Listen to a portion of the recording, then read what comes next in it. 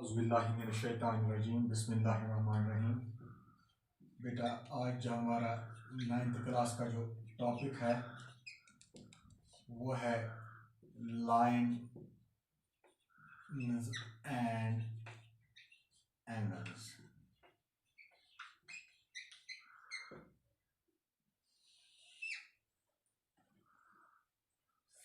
Fifth chapter है बेटा।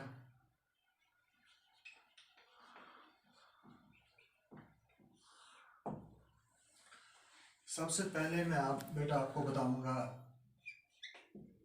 Line segment.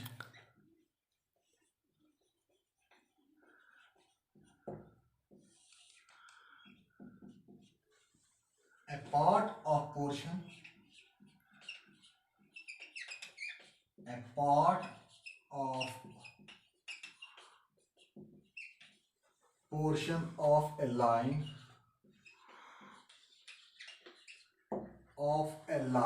with two end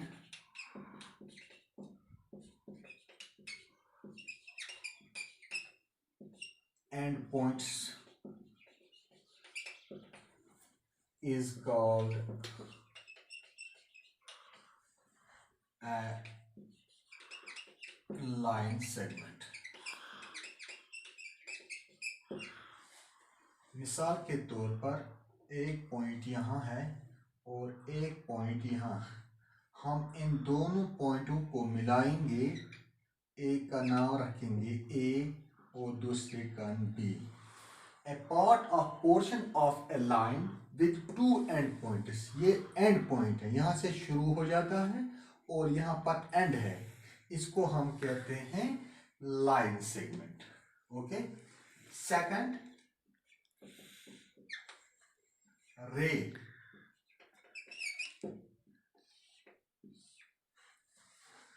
A part of line, a part of line with one end point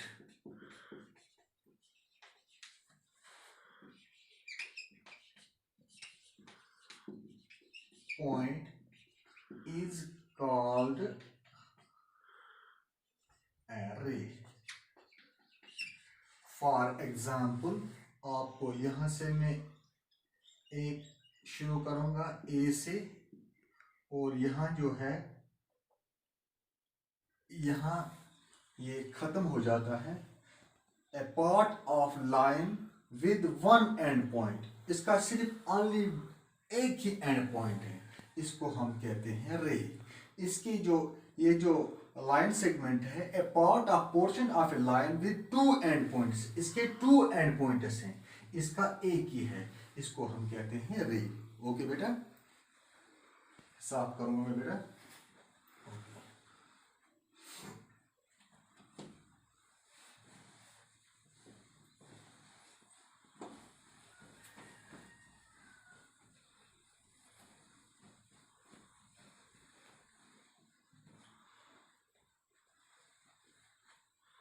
Second thing is angles।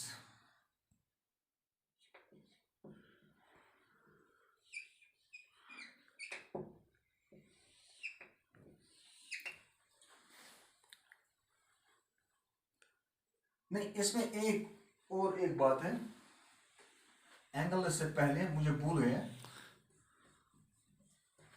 Lines में intersecting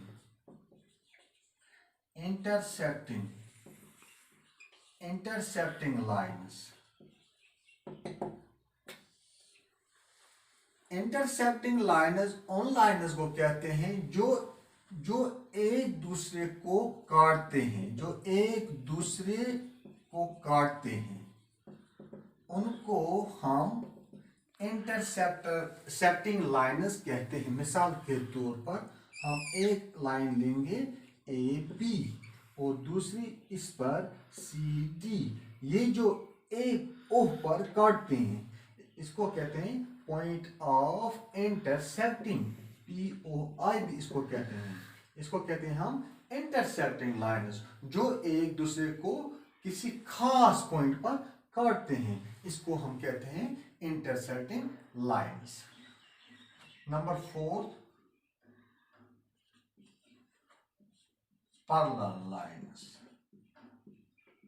parallel lines parallel lines parallel lines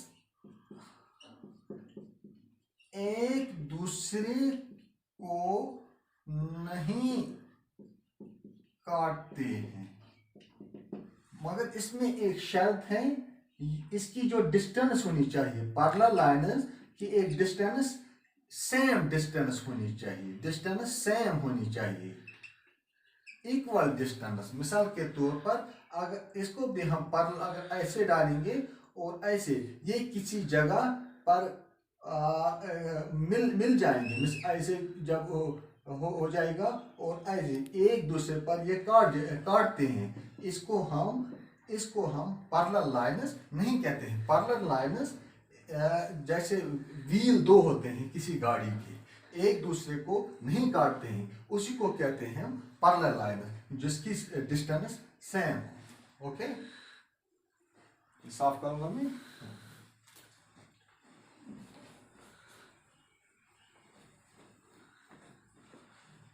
अब एक topic है दूसरा बेटा, वो है इसी के साथ एंगल्स। अब हम एंगल्स की बात करेंगे। An angle is formed when two rays originate जब दो रेज किसी एक पॉइंट पर ऑरिजिनेट हो, उसको हम एंगल कहते हैं। मिसाल के तौर पर ऐसे हम बनाएंगे, ये एक पॉइंट है, इसके दो आर्म्स हैं, इसको हम आर्म्स कहते हैं। इस एक ही पॉइंट पर, पॉइंट ओ पर एक आर्म ये है, दूसरी आर्म ये है, इसी को कहते हैं an angle is formed when two rays, ये रेज है, व्हेन टू रेज ऑरिजिनेट, जब दो रेज किसी एक खास पॉइंट पर ऑरिजिनेट हो जाता है, उसको हम कहते हैं एंगल्स। इसके जो किस्म है एंगल के, number 1 acute angle, number 2 right angle, number 3 obtuse angle, number 4 straight angle,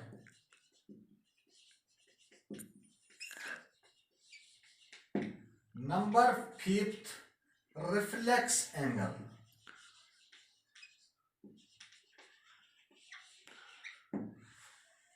acute angle आपको जो मालूम ही है बेटा, acute angle is less than 90 degree, less than 90 degree। ऐसे एक एंगल जो 90 डिग्री से कम हो, 85 हो, 89 हो, 87 हो, लेस देन, जो भी लेस देन 90 डिग्री हो, उसको हम कहते हैं एक्यूट एंगल। ठीक है, ऐसे 85, 86, 87, 89 and so on. Right angle जो 90 डिग्री का हो, right angle equal to 90 degree. ऐसे बेटा, ऐसे ये ऐसी निशानी है, अगर ऐसे भी दिखाएंगे, इसलिए हम ये जान लेते हैं कि अंडरस्टैंड करते हैं कि ये 90 डिग्री का है। Okay, Third one is obtuse, greater than 90 and less than 180. Greater than 90 and less than 180, यानी कि 90 से बड़ा हो और 180 से कम, उस एंगल को हम ऑब्ट्यूज एंगल कहते हैं। ऐसे हम बना सकते हैं ABC, ग्रेटर देन 90 हो और 180 से कम, और 180 और 90 के बीच में जो भी एंगल होगा उसको हम कहते हैं obtuse angle. Fourth one is straight angle. Straight angle ऐसे, यहाँ 0 AB, इसको कहते हैं स्ट्रेट एंगल। स्ट्रेट एंगल 180 का होता है। Fourth is reflex angle, greater than 180, less than 360, greater than 180 and less than 360। ऐसे एक एंगल बना सकते हैं। बाहर तो 360 है, अंदर 180 होना चाहिए, यानी कि 3